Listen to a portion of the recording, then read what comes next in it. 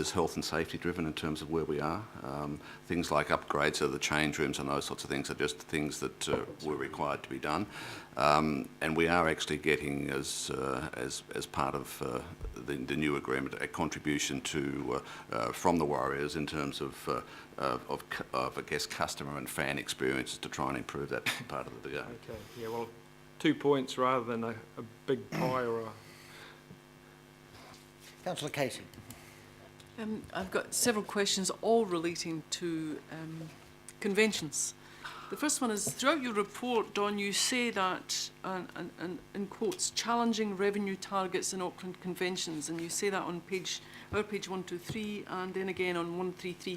Can you expand on what you mean by that, the challenging revenue targets in Auckland conventions? I'll give you them all at once and then you can reply.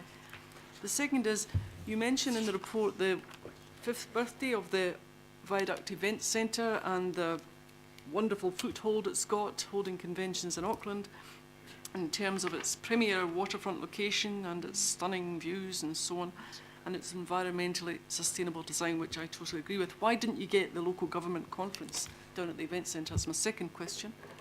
And my third one is relates to, that'll do for the moment. That answers them all. Thank you.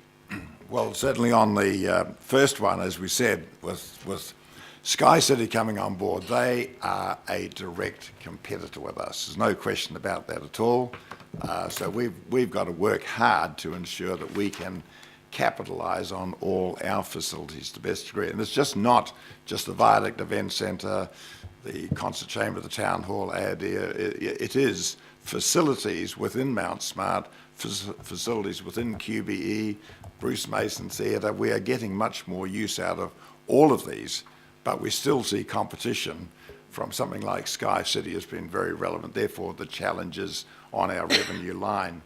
Look, on the local government conference, we certainly made our stuff available. This is for you if you want it. It wasn't our decision in the end to go to Sky City. When you said, and I've remembered my third question, I think it was you that said it, due to market volatility of existing customers, you lost a few. What does that mean, market volatility of existing customers? Well, I think it's, for example, we, for this year, we had a couple of major events locked in that we would normally have on an annual basis. One of them being one of the major banks, who made a decision because of their poor financial performance not to have a Christmas function.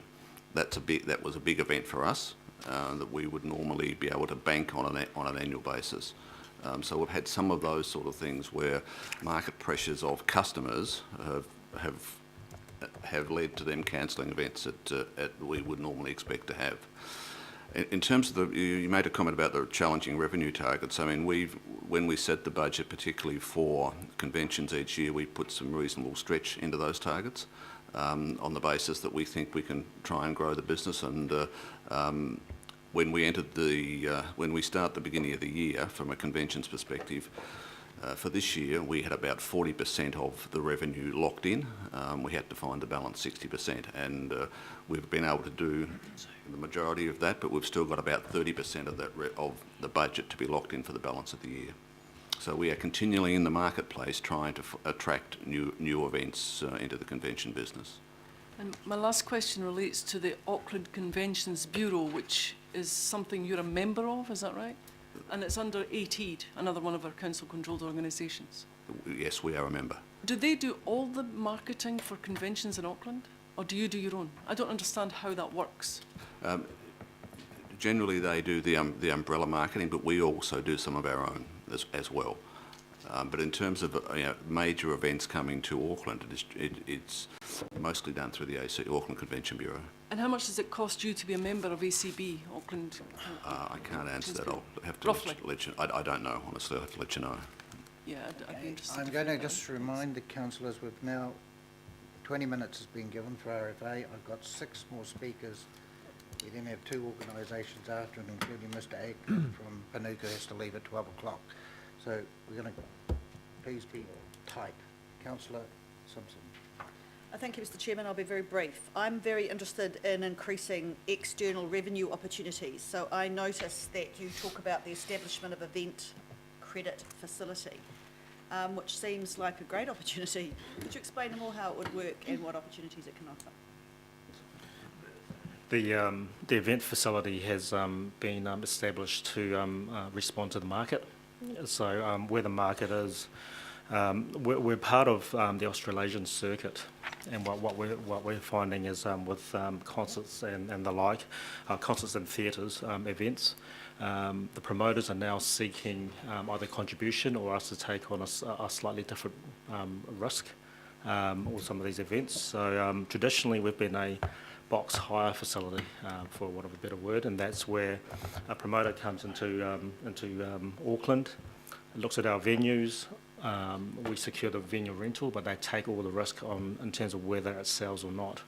And what we're finding with our promoters is that they're looking for us to either underwrite part of the risk, share some of the risk, and of course there are huge opportunities out of that as well, and it is just to respond to where the market's going. So would I be correct in saying that it's to help to ensure that we don't miss out on events due to lack of finance? There's, that's one aspect of it. From 2010 to 2016, particularly around the concert market, what we've done in this space has gone from maybe 1 or 2 concerts every 2 years to 7. Okay, and that's within the top 10 of outdoor concerts around the world. What we're finding is the likes of Dunedin, for example, recently have actually bought some of these events, and it's actually to put us on an even playing field with these promoters. And it's not just around one event, so we look at a longer term relationship. So on some events we may, rather than generating 400,000, we may look at only generating 200,000 to build a longer term relationship to secure events into the future. So it is an important fund for us to enable us to compete on an even playing field. Good, excellent question. Councillor Quacks. Yep, thank you, Mr. Chairman. First of all, I'd like to thank you, Sir Don, and Chris very much for facilitating the shift of the New Zealand Athletics Championships for schools to Waitakere Stadium when it became obvious that it wasn't available, Mount Smart wasn't available. But it does raise the question of the ongoing viability of Mount Smart as an athletic stadium.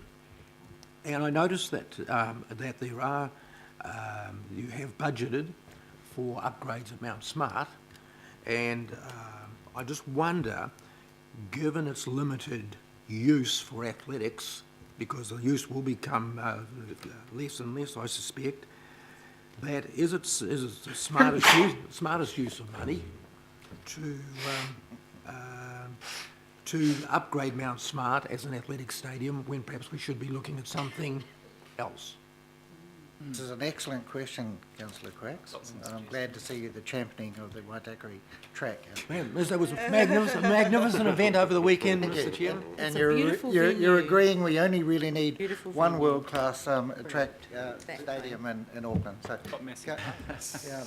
Well, thank you for the lead, Mr. Chairman.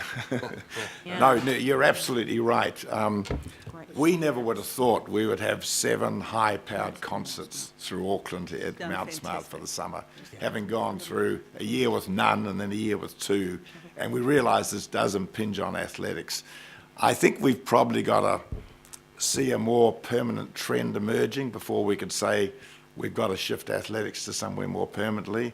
I think we've got to stay in this sort of temporary zone of ensuring that we will get athletics into the right place, even if only on a temporary facility, until we know what this trend is for these big summer events.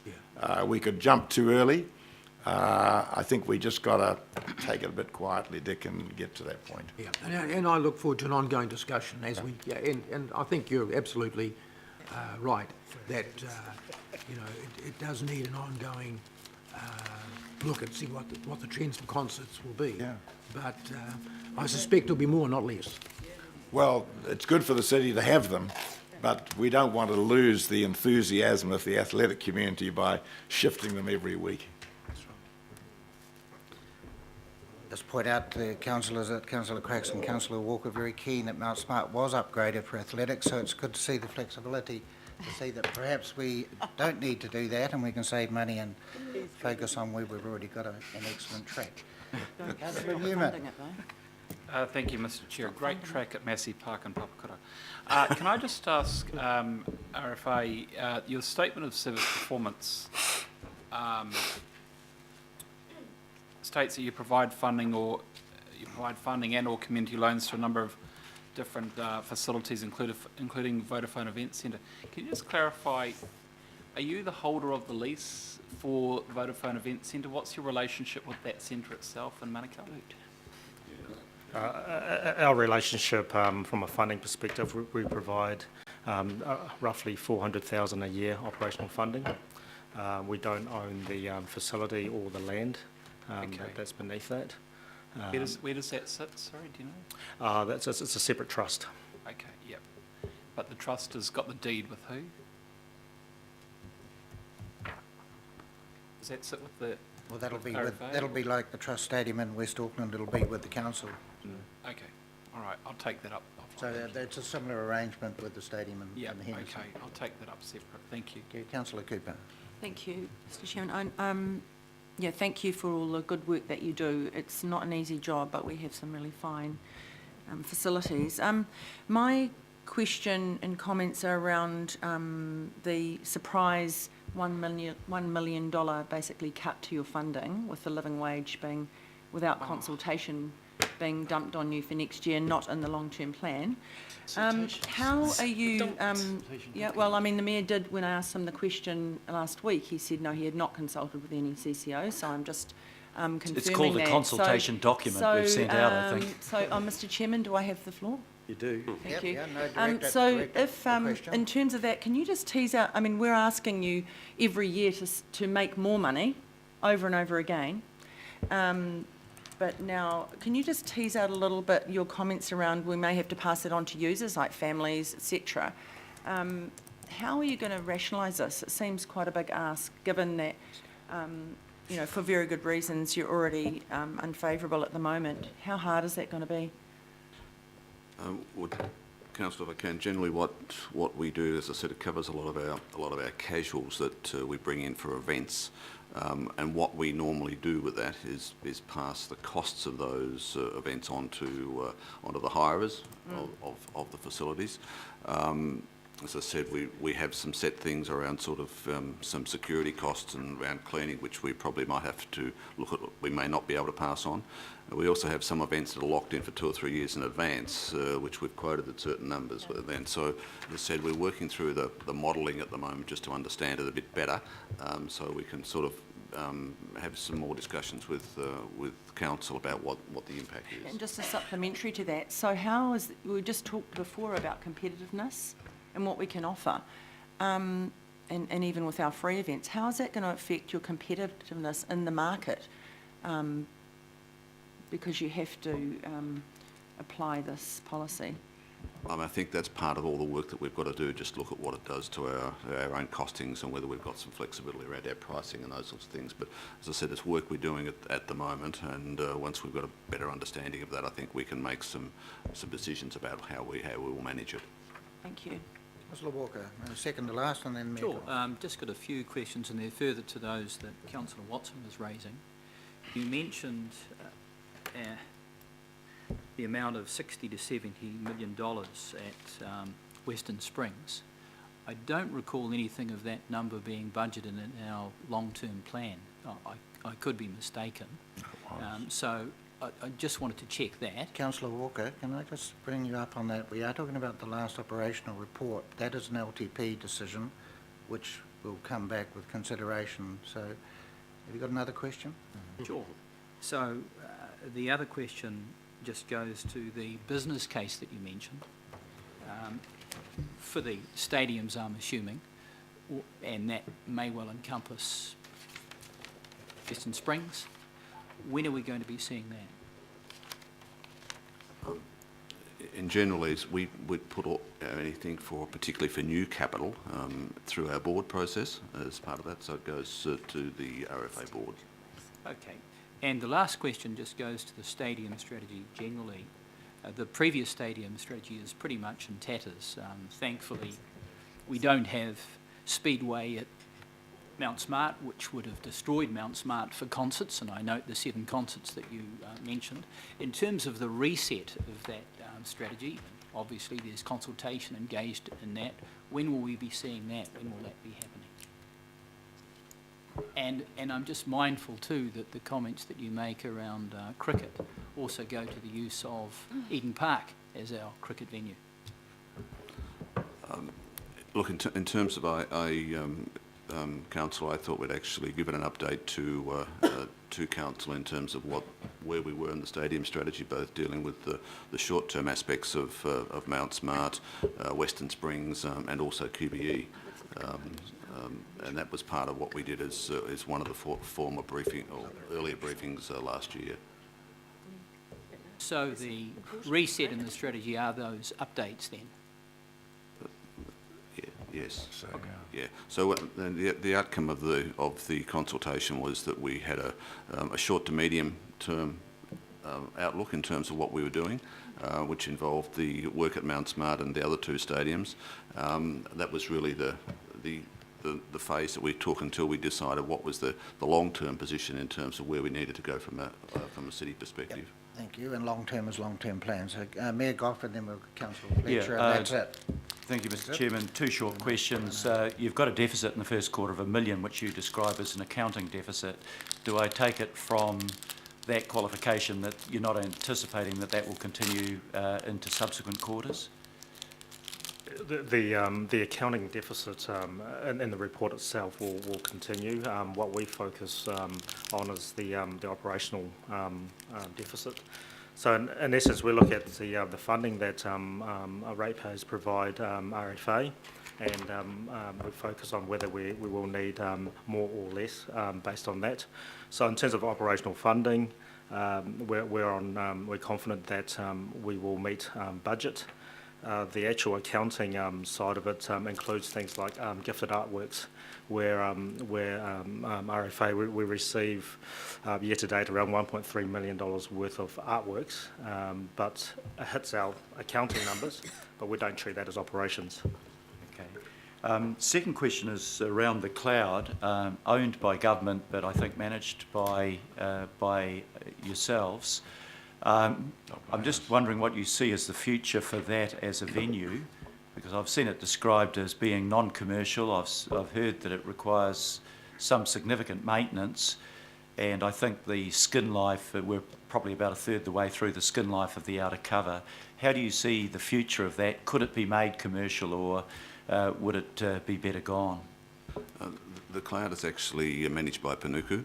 Oh, okay. That's the cloud in Shed 10. Yes. All care and no responsibility for that. Okay, I'll ask Panuku. Thank you. No care either. Thank you, Mr. Chairman. Continuing good performance from you guys. My question relates to the quarter under review, and that is, what specific measures do you take in terms of the public good outcomes for many of the projects that you're involved in? For instance, the conservation work that you're doing with the zoo and how that contributes to biodiversity, whether it's the Walters Prize and the contribution, or Systema, what it's doing for youth empowerment. I'm dissatisfied with the current measures that we've got for that public good component. So if you can comment on the period under review and any observations you've got for going forward. It's probably one of the more challenging measures in terms of public good, and I mean we consistently seek feedback from participants at those events. We're looking at the moment in terms of how we can actually measure public good in a different way. Haven't come up with the right outcome for that as yet. We've been through the various stages of satisfaction surveys around both our venues and our events, but we are trying to put a dollar value in terms of the contribution we make from a public good perspective and also from a social capital perspective.